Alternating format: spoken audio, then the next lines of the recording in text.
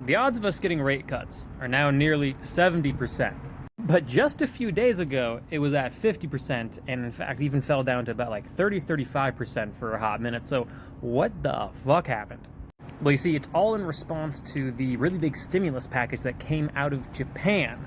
So, why the heck does that impact what the Fed in the United States is doing? In short, Japan has been the place for the world to go to borrow money super, super, super cheaply.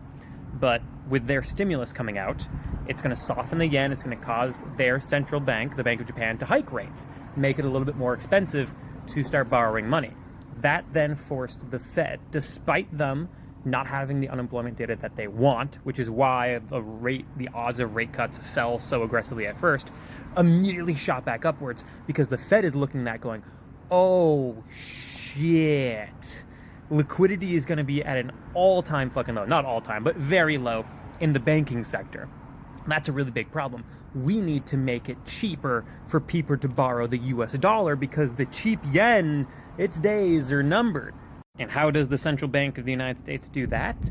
We cut rates. That is why, when at first we realized that we're not getting the unemployment data that we wanted, that the rates or the odds of rate cuts fell down to like 30, 35, 40% or so, and then immediately shot up to 70% because the Fed has to step in to provide easier, cheaper liquidity for the entire globe now that the cheap yen is going bye-bye.